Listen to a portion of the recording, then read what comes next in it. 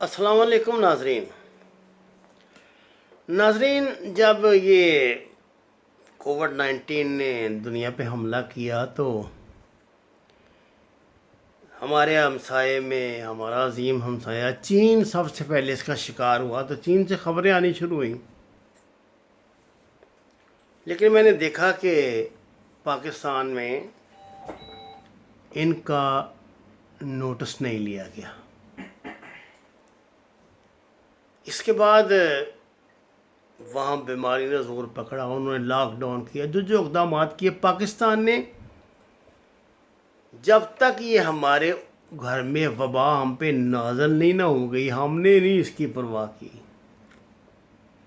اچھا، یہ ہمارا حال نہیں ہے، دنیا کے اکثر ممالک کا یہ حال ہے۔ وہ لوگ اپنی روٹین کی لائف ہی جینا چاہتے ہیں۔ وہ اب ہر بندہ اپنے کمفرٹ زون میں رہنا چاہتا ہے، کمفرٹ زون سے باہر نکلنا پسند نہیں کرتا۔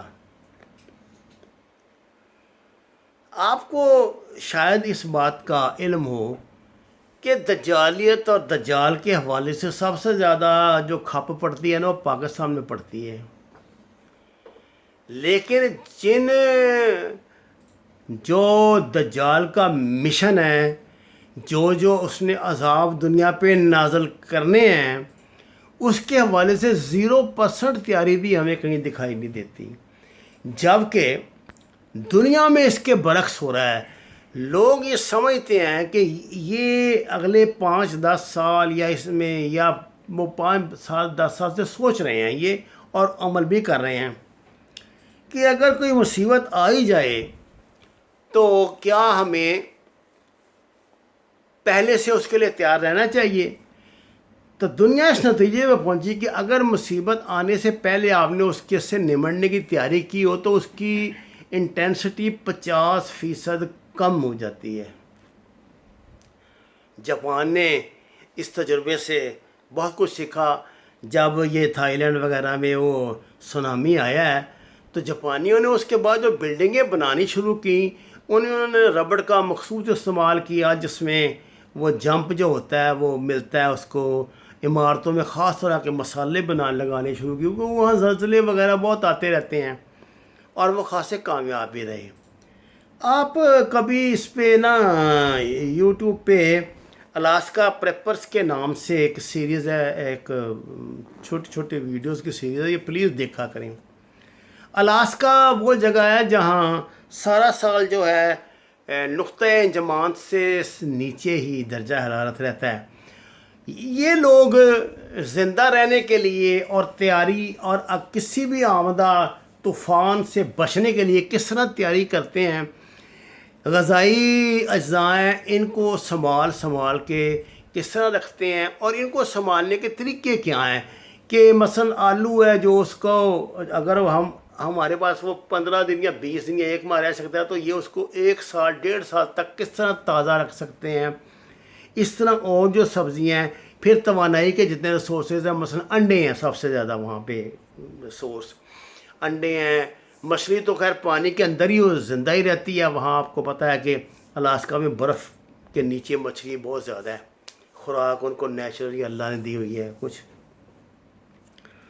ناظرین کرام، سویڈن نے اپنے ملک کے شہریوں میں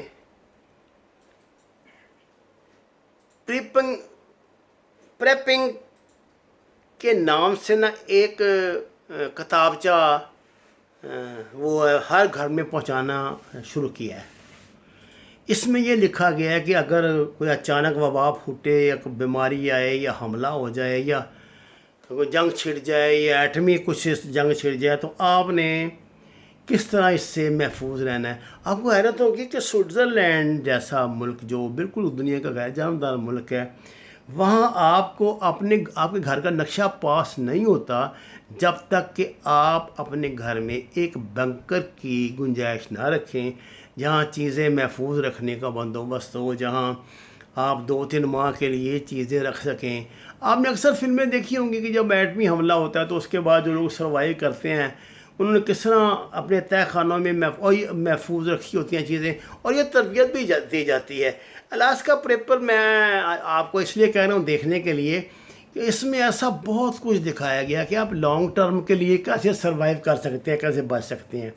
جب میں آپ سے یہ بات کہتا ہوں نا کہ سبزیاں چاہے کتنی تھوڑی سی جگہ بھی ہو اپنے گھر میں اگائیں، اس کے پس منظر میں یہی کچھ ہوتا ہے۔ دیکھیے اب پاکستان کے قریب آج یعنی 8 جون کو نا میں نے آج پیر کے دن نا میں ابھی دیکھ رہا تھا کہ سپریم کورٹ نے ٹڈی دل کا نوٹس لیا اور اس حوالے سے کچھ سوالات بھی حکومت سے کیے ہیں، لیکن یہاں کسی کے پاس کیا جواب ہے؟ ان کو کیا پتہ ہے بیچاروں کو کہ یہ کا وبا کہاں سے آئی ہے، کیسے؟ یہ تو ہم جیسے جو بیوقوف کچھ نہ کچھ منہ ماری کرتے رہتے ہیں، تو چلو اللہ تھوڑا بہت جو دیتا ہے علم تو آگے تقسیم کرتے ہیں، ان کو بیچاروں کو کیا پتہ ہے۔ میں حیران رہ گیا، اس میں جج صاحب کا ریمارکس یہ تھا جو ابھی وہ ٹکٹ چل رہا ہے، انہوں نے کہا جی کہ ہم نے تو بچپن میں ٹڈی دل دیکھے تھے یا پھر اب دیکھے ہیں؟ کیوں دیکھے ہیں؟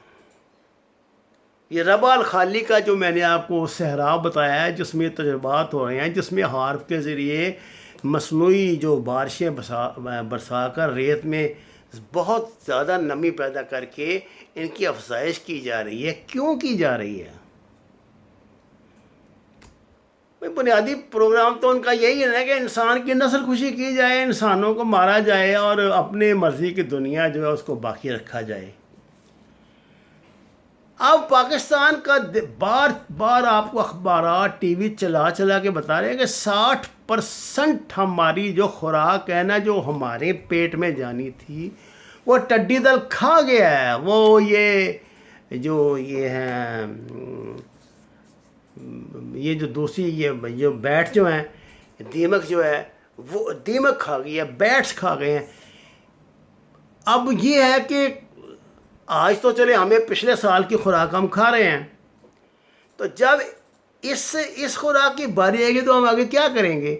یہ جو آپ کو پھکا اور کھٹا قسم کا آم آج کل بازار میں مل رہا ہے نا، یہ اسی لیے مل رہا ہے کہ ابھی اس کی ایکسپورٹ نہیں شروع ہوئی۔ میرا خیال ہے کہ شاید کچھ کرونا کی وجہ سے معاملات خراب ہیں، تب بھی یہ ایسا مل گیا۔ اس کا مطلب یہ کہ فصل تو کھا گئے ہیں وہ ساری، جو اصلی تھی، جو میٹھی تھی، جو اچھی فصل تھی۔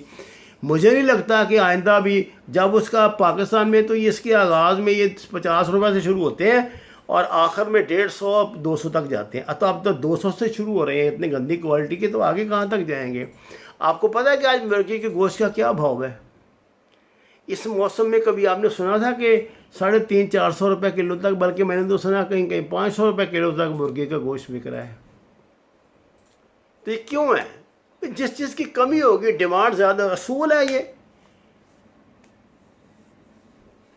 کہ دنیا میں طلب اور رسد کا اصول ہے۔ جیسے جیسے طلب بڑھے گی تو رسد کم ہوئے گی، قیمتیں بڑھیں گی، رسد زیادہ ہوئے گی تو قیمتیں برقرار رہیں گی۔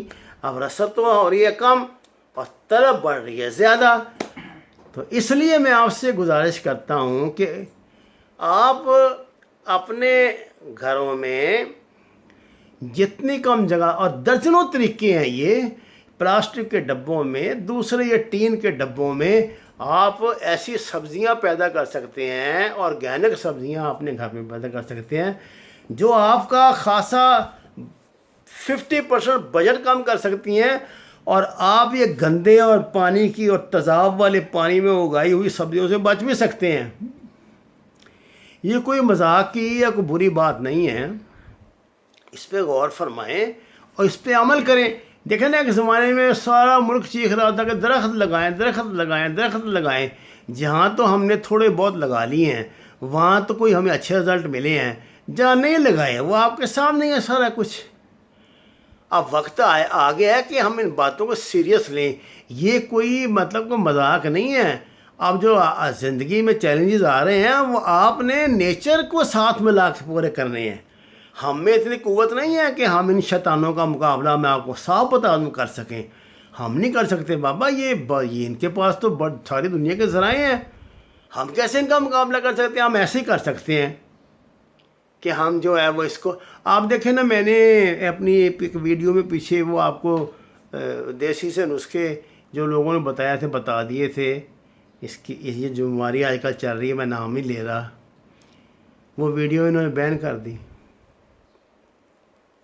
تو اس لیے بہتر یہ ہے کہ ان لوگوں کو یہ پسند نہیں نا کہ ہم اپنی حفاظتی اقدامات کریں.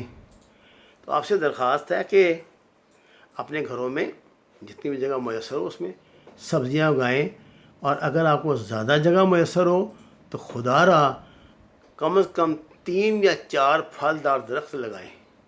امرود لگائیں، نیمبو لگائیں. ضرور آپ نے 500 روپے کلو کا نیمبو لے کر استعمال کرنا ہے.